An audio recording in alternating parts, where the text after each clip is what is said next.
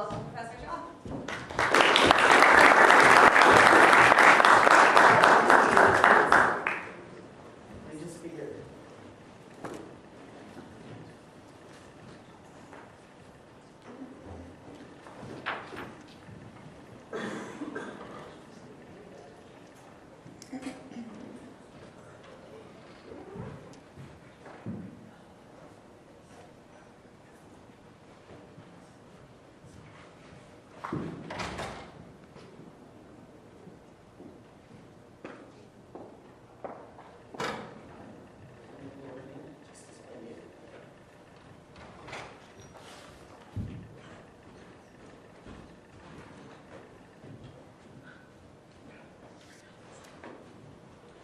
Thank you all for having me. I will go through my general thesis about safety and inclusion as curriculum, and I'll try to go through it at a brisk pace. If I'm going too fast, just signal I should slow down, but my intent is to have more time for question and answer. All right, so here's my roadmap. So we're going to walk through some historic laws about safety and how the university was allowed to use, particularly the rule of the local authority to manage student conduct. How that demise led to particularly unique circumstances, colleges withdrawing from student life, and then we'll talk about three particular scenarios. The scenario of sexual assault on campuses, hazing among fraternities and sororities, and inclusion efforts of LGBT students, to speak about how safety and inclusion has reemerged as something that universities can participate in the regulatory sense. My thesis is that academic freedom, which we normally think of as being restricted to professors and perhaps to institutions, has now extended to student affairs in a unique way. Through a justification as curricular with some unique dilemmas that I hope we're able to explore together. So, to begin, in loco parentis. So, for those of you unfamiliar with it, in loco parentis was the doctrine that gave colleges the parental authority over students' lives. They had all decision-making authority, but none of the duties that would be associated with parents. So, like parents have the responsibility to care for their children, colleges didn't necessarily have that duty. It was somewhat of an assumption. The understanding was that the college would exercise for the moral and physical safety of students, but without the actual duty of doing so. What it turned out to be was a large regulatory measure for colleges. They were able to limit social authority in a variety of ways. They were able to limit speech rights in a variety of ways. It's disproportionately linked to women's discipline, which is important. To the extent that we talk about colleges managing student affairs, we should also look to fundamental inequities in enforcement. And one of the things that we see looking at the case law is a large number of cases that are brought against women. Women who don't behave well, in quotes. Stetson versus Hunt in 1924, a woman who was reading a cowbell was expelled, and that was upheld. And Anthony versus Syracuse University spoke about a woman who had a bad reputation, and that was the grounds for her dismissal. And so we talk about this authority, but it was largely left unchallenged. Of course, you have an intervening war with the Second World War, changes in the demographics of the student body, and you also have the important rise of the movement for racial equality. And so Dixon versus Alabama State Board of Education is often considered the threshold moment in the demise of the local apprentice. Alabama State College for Negroes, now Alabama State University, like a lot of now we know as historically black colleges, strongly fought the rights of students to engage in protest. It's a unique historical moment where, as you're seeing the Supreme Court move toward ending separate but equal, you're seeing Southern states in particular increase funding for black colleges. In the one time the black colleges were finding that they were actually being funded closer to parity with their white counterparts, leaders of those institutions were very, very reluctant to be seen as endorsing civil rights participation, and so you saw a large increase in the number of students who were dismissed for participating in sit-ins off campus. In Alabama State Board of Education, this is the state board, so it was removed from the college itself to the state board, and they summarily dismissed students who had been arrested, had not even been tried in the civil courts for participating in a sit-in for conduct prejudicial to the school, for insubordination and insurrection. So the Fifth Circuit, this is Judge John Meyer Wisdom speaking, said the United States Constitution limits college's authority in this regard. This is the first major federal case that spoke against in local purchase being a justification for college action. And so due process rights aren't waived. This is before Tinker, this is before Kilmeyer, this is before a lot of the cases that we commonly think of is establishing the rights of students to retain their speech rights once they enter the classroom. This is in 1961. You see other cases also involving, Knight involved Tennessee State University, that students were allowed, that students' rights were not allowed to be abridged because they participated in protests, and that was extended against a set of students at South Carolina State College without receiving prior permission. They were even allowed to protest against the college. Rights of the free press. So in Dickey, a Troy State University newspaper editor, wrote a scathing editorial about the governor at the time. And so you're seeing this wide defense of student rights, largely speech rights, in the 1960s, and you're seeing that the colleges generally have no cover to uniformly discipline students. So what happens? They withdraw from the regulatory process. They say we no longer have the authority to discipline in the ways that we are accustomed to, and so we're just not going to participate in the process. You see a lot of cases then with the emergence of freedom that didn't happen earlier.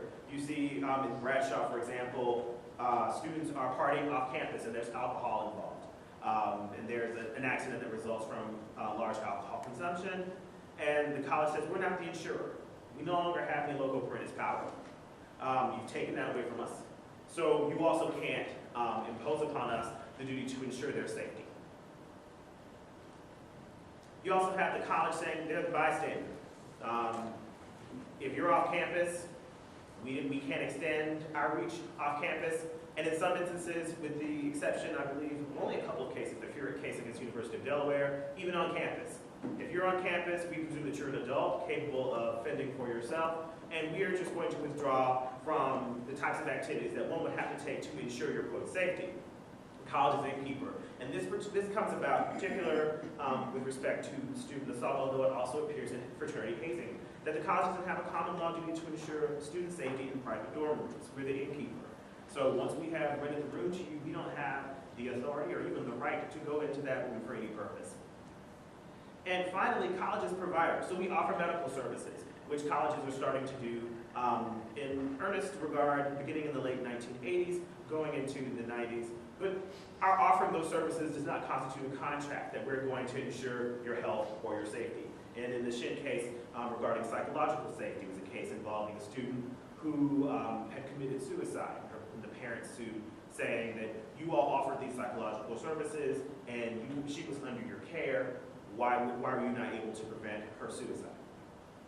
And finally, college's owner. So we are, for the purposes of this talk, invitees, but we're only entitled to ordinary care for the maintenance of safe premises, and the states have really read that to be very, very broad. They mean ordinary in the most ordinary sense. If it is not a foreseeable consequence of the university's failure to take reasonable safety measures in the particular safety issue that you have, the state courts are generally finding in favor of plaintiffs who are saying that the university did not exercise care. So what does one do? At the same time that you're seeing the colleges withdraw from articulating any duties of safety, you're starting to see the increased intervention of the federal government. So institutions that take federal money, of course, are obligated to adhere to federal civil rights statutes and other funding programs. So the Clery Act says that all colleges participating in federal financial aid programs have to notify communities of a set of offenses that take place on or near campus. So they're listed here. There's no need to go through the list. And also hate crimes involving the above. And this comes as a result of a sexual assault that happened on a college campus, that the university successfully defended, saying we didn't have that obligation. We couldn't go into the student's private room. There was no way for us to know what would have gone on, and even if we had known, how exactly were we going to regulate that situation. So there was a proposed Campus Sexual Violence Elimination Act that didn't pass that would have separated out domestic and dating violence, sexual assault and stalking from those offenses. It's known that the latter set of offenses is included in the former, but without those statistics, we're not able to actually accurately account for which offenses are generally murder, sex offenses, and which are related to domestic and dating violence. All right, you also have Title IX. And Title IX, of course, was passed in the 1960s and wasn't generally believed to be an enforcement mechanism for campus safety, even on sexual assault. But as you walk through, in particular, the Williams case that was brought against the University of Georgia in the 1990s, said that, well, there are some circumstances under which a university, despite its general lack of duty, should have taken affirmative action to avoid sexual assault occurring on campus. So the defendant has to be a Title IX recipient, which most colleges are. The appropriate person must have actual knowledge of discrimination, which is a fairly limited condition, but surprisingly is met in more cases than you might expect. The Title IX recipient acting with deliberate indifference, and that is largely the aspect of Title IX enforcement that has gotten a lot of attention, where colleges have said, well, we've acted with reasonable care, and as they have disclosed, the types of responses they've had to allegations of sexual assault. You've had some discussions between the Department of Education in the previous administration, at least, saying that, well, no, this kind of verges on deliberate indifference, and you should probably tighten your protocols. You should install, for example, a lot of colleges are introducing women's centers and centers that directly address sexual violence on campus. And the discrimination has to be severe, pervasive, and objectively offensive, parroting the language of Title IX that bars access to the educational opportunity. All right, so at the same time, we have sexual assault and sexual violence. We'll put this on the shelf for now. We also have federal law on hazing and bullying, and there is no comprehensive federal anti-hazing law. The 44 of the 50 states and the District of Columbia have these laws. All states also have anti-bullying statutes. So, of course, if you were to look at duties to prevent hazing and bullying, you would have to look at state law.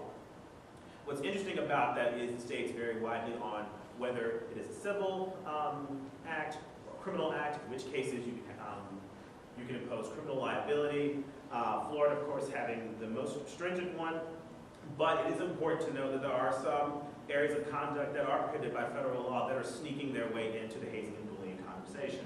Looking primarily at civil rights laws, the Individuals with Disabilities Education Act, Title IX, areas of law that are covering anti-discrimination on the basis of a protected class are also being cited in hazing and bullying cases that where there is an argument that the person was targeted because of their membership in that class. So the Ballou versus Sigma Nu case is an example of state laws and the variety. Bless you. So, we all know negligence, breach of duty, proximate cause, but here you have actionable negligence here, and that seems to be a heightened form of negligence that we are interested in imposing onto the general fraternity. That is, not the institution itself, not the local chapter, but the national organization, saying that we can look now to the protocols and the rules of your national organization to say, what are you doing to foster an environment in which this type of activity might take place? And so Sigma Nu actually was held liable because it allowed the local chapters considerable discretion. It required attendance, it didn't forbid alcohol, for example, and it was known that initiates were being pressured to consume excessive alcohol. It is unlikely that this type of case would happen right now. This was 1986, and fraternity protocols have tightened since. But I would argue not sufficiently to avoid the general liability question. Contributory negligence is an option for some states where the injured is partly at fault, so a person who submits to a hazing regime, or in some cases we've seen where a person who doesn't report bullying may be considered a contributor in the act. So in South Carolina law, for example, a willful defendant's conduct means that contributory negligence is not a defense. The willful defendant here being the general fraternity organization. Alabama takes a different approach, saying an assumption of risk is a defense, and so you wouldn't be able to maintain this type of lawsuit in Alabama. In Florida, contributory negligence is entirely unavailable with regard to fraternity hazing. So you're looking at 3 states who are geographically proximate, having different responses to the question. Finally, looking at Christian legal society, and this one is more of a stretch than the other two. The first one, of course, being clearly statutory language, the second being case law. The third, I'm making an argument here that the all-comers policy is actually a push for inclusion in a way that implicates safety, in a way that implicates the ways that colleges behaved in local branches in decades past. So UC Hastings said that its all-comers policy was required for recognition and access to student fees. Christian Legal Society said that their statement of beliefs, which was inconsistent with all-comers policy, was protected First Amendment religious expression. The university said it's viewpoint neutral because speech isn't compelled, only access to money. Now we've seen in Rosenberger where access to generally available student funds cannot be distributed in a viewpoint discriminatory manner. But as we know, Christian Legal Society went in favor of the university. It does raise issues of associational freedom for student groups, and it also raises the question now, the people who are going to administer this are not the typical professor who would design his course.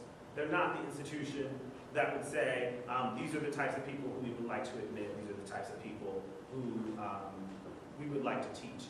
These are the student affairs administrators who are now going to say, is your policy sufficient to meet this policy? And so I argue that academic freedom is evolving from protecting the independent professor's speech to protecting the institution. Even from a professor's speech, the case of Karate versus Isabor is a Sixth Circuit case where the institution was allowed to change a professor's grade. The professor doesn't have the interest in the final grade that the student receives. The rights to sanction, discipline, and regulate are now being defined in academic terms and not in the general authority of the institution. You have the right to remove for failure to meet academic standards, which is determined by a separate body, not necessarily the professors who would generally be responsible for that person's academic progress. There's also the right to remove for failure to adhere to professional conduct standards, again, not necessarily being administered by the professors who are teaching a student. And I think that means that there's a shift, and not necessarily a shift away from, but a shift toward including institutional management among the freedoms that we talk about. And I think the tandem rise of enforcement and popular attention, and I also should have probably added in the absence of the local parentis powers, means that we're justifying this as a curricular statement. But articulating it in this way leads to some really unique dilemmas that pits the rights of vulnerable people and groups against each other, which is why I'm talking about this in an equality symposium. So just look at the dilemma in action. You see, and it happens a lot with Christian student groups, although this is not the only scenario in which this occurs. You see, if you don't accept all-comers leadership positions, university doesn't recognize you. A lot of student groups can't operate without university funding. They can't operate without the ability to use university space.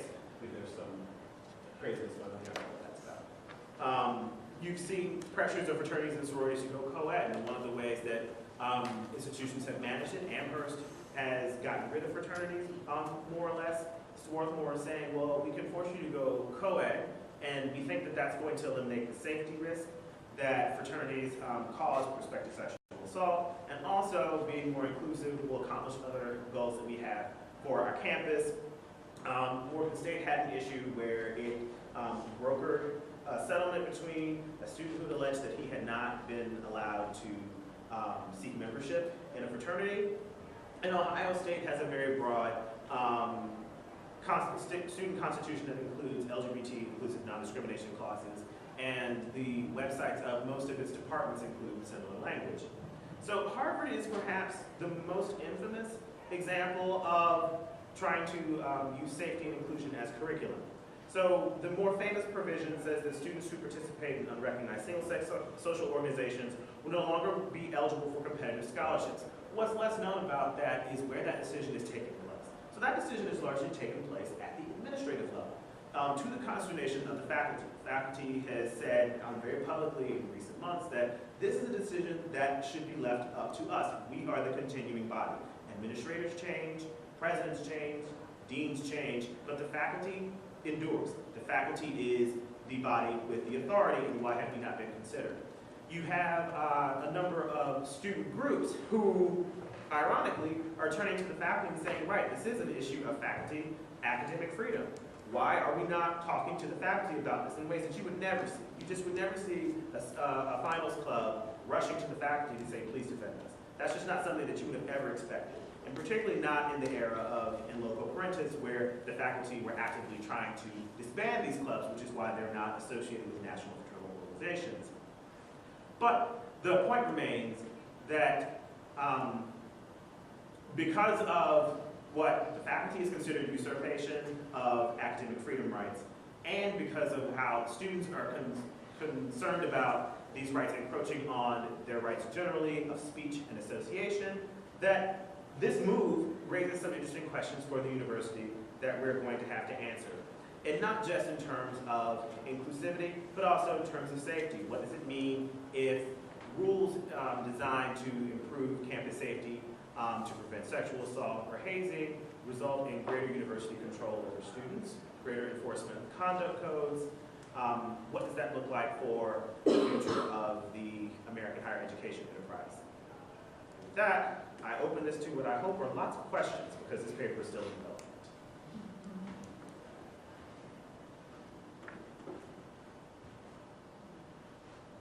Yes? So, I guess my question is, where do you want to see things go? What do you think would be an ideal balancing of the competing interests and considerations that you lay down? Which sect? Well, but that's the whole, I mean, right. I guess that's why Which this sect? is interesting. There's so much going on. There's a lot going on. Where do I go? Okay. What do I do? I guess I should, I think I'm going to think about this in terms of the different groups, that maybe different sets of groups, the students, the administrators, the faculty, and the law. Because there are a variety of ways that one could dice this up. From the student perspective, it's very interesting. You're seeing greater attention to issues of considerable concern. Safety and inclusion are very important to students. What you're not seeing is a congruence between the attention and the means that the students might like. I don't necessarily know if there's a way to accomplish that. Where the institution is doing is somewhat reactive. And often whenever you have a reaction to a certain set of pressures, it's not necessarily your finest moment. So I wouldn't necessarily say that Harvard's move is its best. It seems definitely within its wheelhouse to accomplish, but it's definitely creating a considerable amount of enmity. I wonder if there's going to be a roadblock that this push toward using curriculum to justify a variety of institutional behaviors will run into. I'm expecting that eventually it will, but I'm wondering how that might be articulated. Because if you look at the cases that have justified university intervention in organization management, if you look at the cases that justify university intervention in a variety of safety protocols, what they've said is, well, I mean, they have these duties, whether it's the statutory one for Title IX, whether it is, in some instances, the states have passed equal protection ordinances that include a variety of categories. They have these duties to respond. There's no other way for them to respond other than to accomplish this in this way. And we don't necessarily see this as a violation of speech or association. Lots of hands. Yes? So I guess, yeah, there's a lot going on, so it took me a little time to process. And I'm not sure if I processed it already yet. But it seems to be that there are two features of the paper or the presentation that I'm a little, wouldn't say confused about, but I have questions about at the very least. So this idea of faculty, of governance, right? And governance, whether it belongs to the faculty, whether it belongs to institutional administrators, whether it belongs somewhere else. And it seems like part of the thrust of the paper is retaining it within the faculty because faculties endure. I'm wondering if that's, and administrators don't, I'm wondering if that sort of description accords with reality right now. Faculty do change quite a bit. Administrators are actually more stable than they've ever been. And in light of that shifting dynamic, might we think that, well, administrators might have the longer-term institutional understanding than faculty do? And also if you think about the fact that faculties on campuses are so siloed into the different departments, and they may not really have good understanding of what's going on more globally on the campus in the way that institutional actors do. So as a faculty member speaking against interest, maybe it makes sense for those institutional actors to be making these decisions, as opposed to faculty who are siloed into different parts and they're kind of going in and out based on getting offers at another campus or something like that. A second question I have is with respect to the relationship between academic freedom and student conduct, and this is where I'm maybe misunderstanding your point.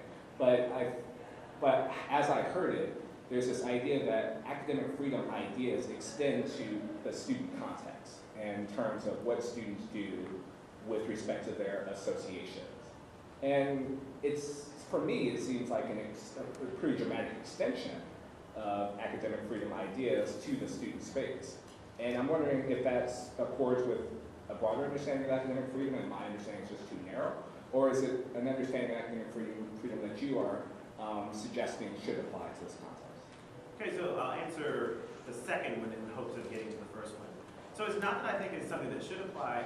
I'm arguing that that's what's happening. That the academic freedom of the institutional academic freedom shouldn't necessarily extend to all domains of student life.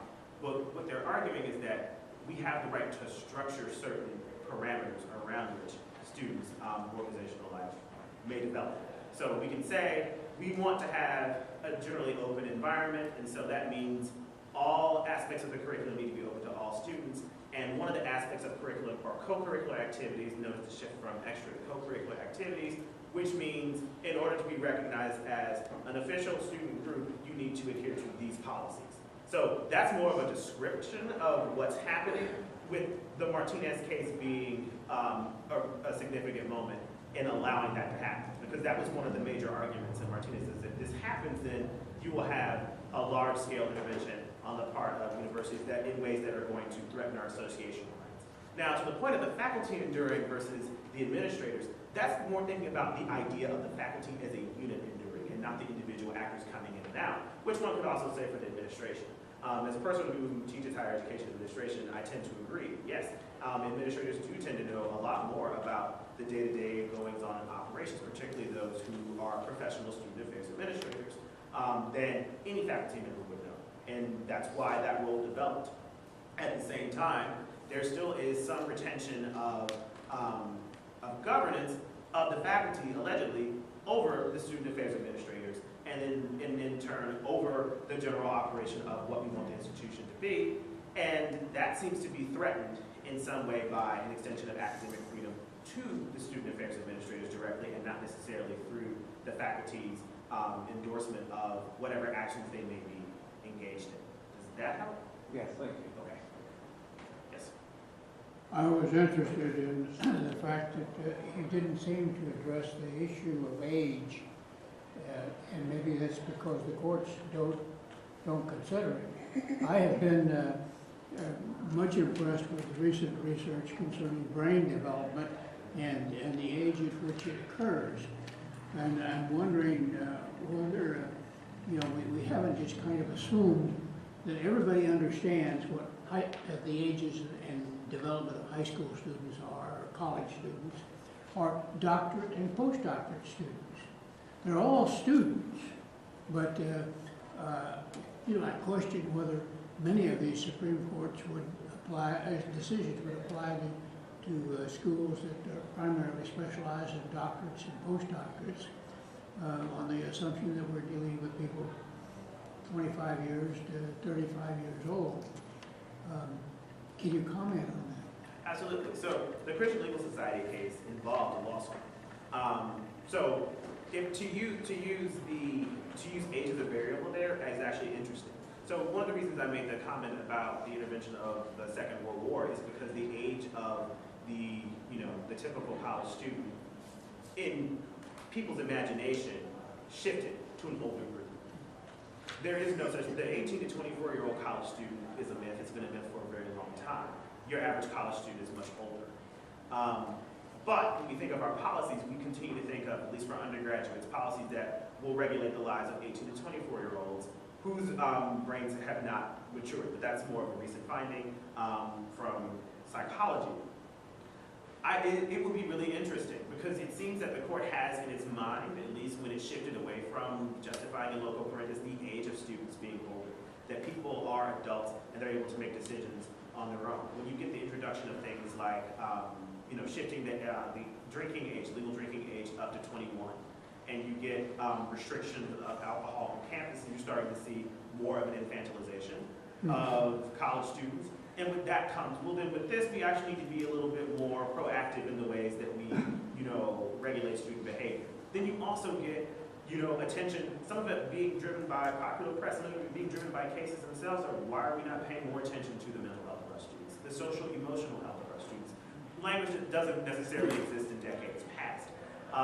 And so the tension with that is how do you attend to the needs of students without infantilizing them in the process?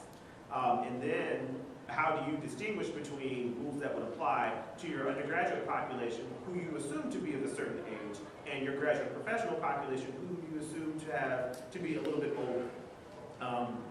But that seems more like an administrative rule. I don't quite know how the court would distinguish. I don't think the court has ever done something like that, where it's distinguished between higher ed institutions or divisions of higher ed institutions by age. It has done that between K-12 and higher ed. With regard to the supervision, I assume that there are fraternities that have presidents that are 19 or 20 years old who are supervising the operation of maybe 60 or 70 students that are in their fraternity. Yes, it's true. And some are actually quite capable managers. And so they're not necessarily just managing the operation of students, they're managing the operations of budgets. And they're competing for and winning awards. It's one of the reasons why, though GPAs tend to drop when associated with fraternity membership, the skills that people acquire sometimes make up for that. So yeah, it is very much an open question. So this is interesting, and I think I'm just throwing questions back at you Yes. that you've raised, and I want to sort of get your sense of the answers. One issue is just simply, how do we best balance the competing interests? That's one question you asked. Second question, who should decide that? Should it be the faculty administrators? The third question we implicitly ask is, to what extent should the law tell the public and private institutions who's going to make those decisions? And the fourth question that is implicit is, do the answer to all of the above vary depending on the context? Because you raise a lot of different contexts. And I'm not going to ask you to provide the answers for all of the contexts, but can you say choose one, right? So take it, you've already spoken a little bit about Harvard. I'd like to know sort of your thoughts on how do we best balance those interests? Who should decide? Should the law be telling Harvard who should make this decision and what the outcome is? Okay. Or if you want, you can choose a different context. No. I mean, because in my mind, I pit Harvard and Alabama against each other. University of Alabama. Because Not in football. not in football. No, I don't think people would pit me against Alabama in football. That just wouldn't be wise. You got killed. Vanderbilt. But so I pit them against each other because Harvard is taking a very strong approach to being anti, I guess, their version of fraternities, which is interesting because Harvard already doesn't recognize them. So what they're saying is because we can't actually regulate the organizations themselves, because they gave that power up in the 1920s, we're going to now regulate the students and how they approach those organizations, which seems to be really, really interesting. You would think of an NAACP, Patterson type of case like that, where you're actively regulating the associations that people have, and you're associating penalties with membership in another group. But colleges have generally been allowed to get away with this, which is a very, very curious wrinkle in how we think about colleges and how they construct curriculum. So that's the first one. What do I think should happen? I honestly don't know. And I think this is why I engaged the project, is I engaged it somewhat naively, thinking that this is really, really fascinating. And I think if I go probably more toward the faculty and administrative governance question, that I'll be able to, get a better resolution than if I go toward the, the student rights perspective, because that apparently is spinning off into its own paper. On faculty versus administrative governance, like knowing administrative and organizational behaviors, it should go to the administrators. But there's no justification for that. The only way you get to the administrators having this type of authority is through the faculty's right and through the institution's rights of academic freedom. Because that's kind of the problem that we're facing. There's kind of a backdoor's way into the types of authority that you saw in the local parentis era through the faculty's authority to regulate the curriculum. If it's not curricular, it doesn't happen. The administration doesn't actually get to have the authority to engage in the ways that it might want.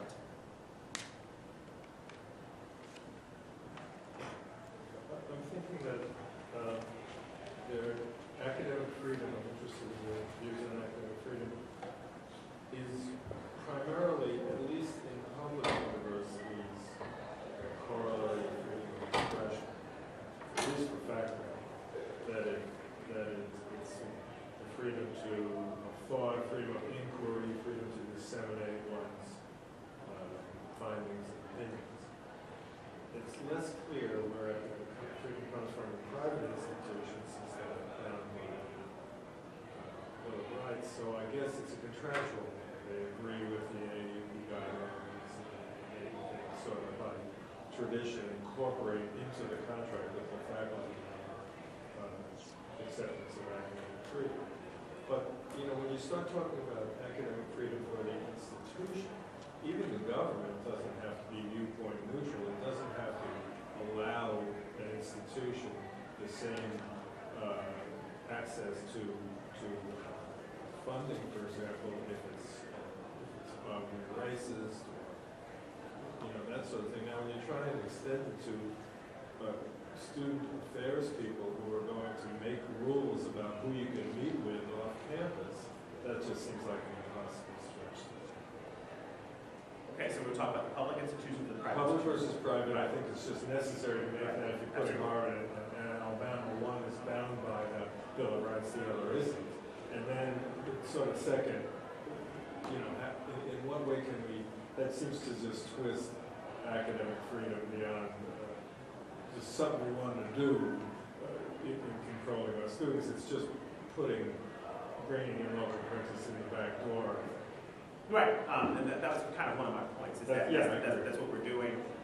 So the public-private distinction isn't as clean as one might think because of the way that the private institutions have taken it. So it's not the Bill of Rights that we're talking so much, but the civil rights statutes that they signed, put aside. So there's that. So to the extent that we're relying on the Title IX to justify interventions against sexual violence, then private institutions are tied to that as much as the public ones. And I guess if you're looking at Title IX as your source of authority, you wouldn't necessarily need academic freedom to get there, but you would probably need to attend more closely to what Title IX might or might not require. And that is an open question. I intentionally avoided it because as I was writing this paper, everything changed. So I try not to write on things that are constantly in flux, at least, you know, two different opinions in the same month. So that's the first thing. I'll hold off on that. I will come back to it, but time-wise, I just couldn't address it. So yes, the state can regulate institutions with respect to academic freedom, but they can't directly intervene in the ways that a lot of states might like. There was a case involving the regents of the University of Michigan, particularly involving University of Michigan said that they were no longer going to allow investment in South African companies. This is during the South African investment era. The state legislature of Michigan overruled, passed a law directly saying, no, you can't allow that. No, university can't allow that. That was overturned as an unlawful intervention in the university's academic freedom of all things. So I expect I would have to look to the individual state constitutions to see how the extent of that, because I don't think you can actually look to the federal constitution on the extent of state intervention into state institutions. But one might do that. To the extent that it now would extend to student affairs officials, that's kind of the question that I'm struggling with. It seems as though CLS Martinez versus Martinez would allow it because that's what they're actually upholding.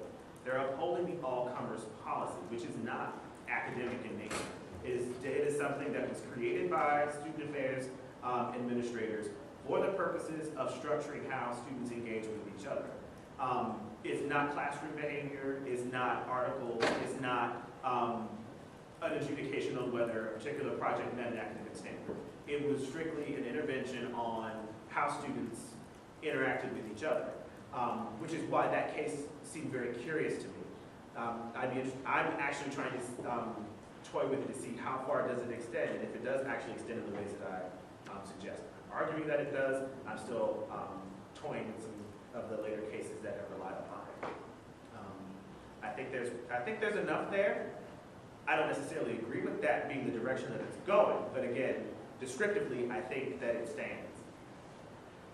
I'll talk to you more about that afterward, because I have a couple of cases that I can't remember off the top of my head to save my life, that go in the direction I think that you were going. Did you? Yes, sir. So you compared like Harvard to the University of Alabama Yes. in relation to Greek life. And Greek life at a school like the University of Alabama or Ole Miss or LSU is just a very powerful entity that controls a lot of the student body. And typically, students in high power roles on that campus are from the Greek life system and maintain a large power, and they maintain a lot of pull through the administration.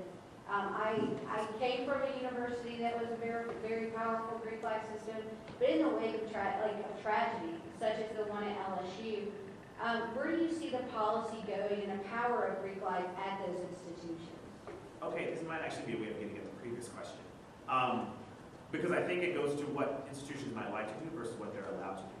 So I think one of the reasons that Harvard is different from Alabama is that Harvard is private and it can actually intervene directly to say, we're going to say, if you want to come here, these are the rules, and you adhere to them. A state school can't necessarily say that the same way, because even though they can say, we would like for you to, abide by these rules, they're restricted to which rules they can promulgate by the state and federal constitutions.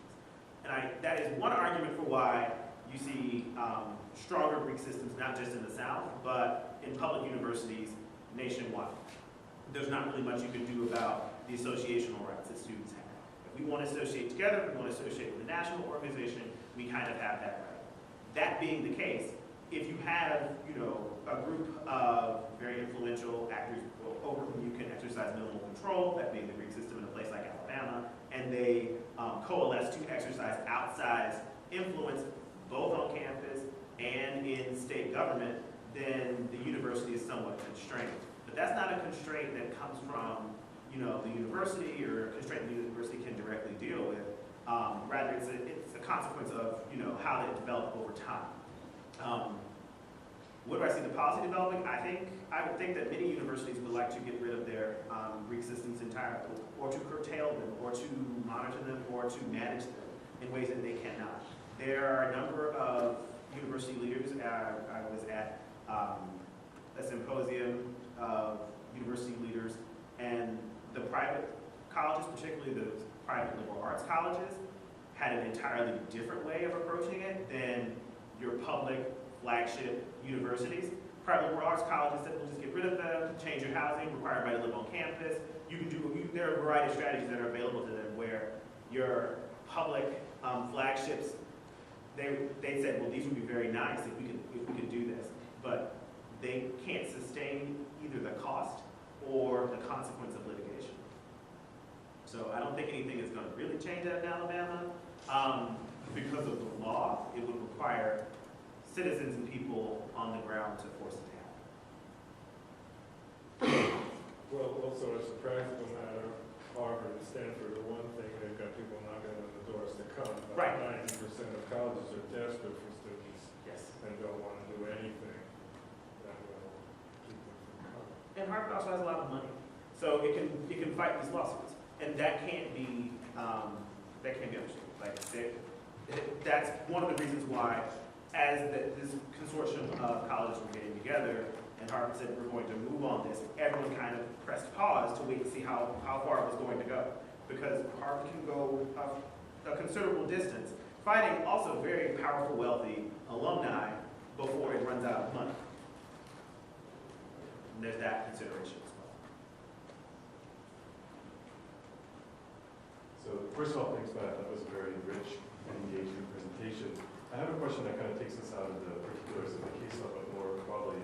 I wanted to get your take on kind of what are the kinds of interventions that you think schools, institutions of higher learning should be able to make in the name of their pedagogical project, right? Co-curricular intervention, because I think that's kind of at the heart of what you're examining here, right? That there's clearly a body of interventions that relates squarely to the curriculum that are purposeful, right? Then once we're getting into the co-curricular sphere, there's some interventions that we might be able to justify in pedagogical terms, right, in terms of the formation of students, regardless of their age, but then others which we think are pushing away from the core pedagogical project. So I'm curious, if you have examples of things that would squarely fall into the pedagogical project and those that you think are squarely outside of it and where we draw the line. And then I think a related challenge in terms of the law is schools may vary in terms of how they define what the pedagogical project is, right? Some may be strictly about educating in this body of law or area of knowledge, and others may have a broader vision for how they're trying to form human beings, right? And then what does that mean for the regulatory project? Okay, so the first question, living learning environments. They're perfectly reasonable, perfectly constitutional. Some state colleges do that. Where you're trying to affect a particular outcome and you think that it's related to proximity and the way people relate to each other, you say, we require all first-year students to live on campus. And we require first-year students to live on campus in these colleges that are structured in these ways. We may give options, we may give international option, we may give a diversity option, we may give an academic enhancement option, we may give a variety of options. But we could do that. Or we could just say all first-year students have to have this particular experience. So whether that be an outdoor collaborative experience or a capstone project within the first year. Usually you see these things happening more in first year and in the last year for some reason than in the middle years, but that's one intervention. Another intervention is that people have you could say that students are required to do study abroad, but that of course comes with funding.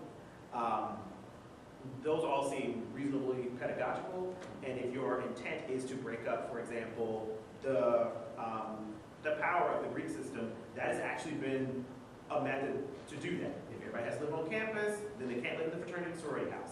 If everybody has to go and study abroad junior year, that means junior year is unavailable to participate in Greek life.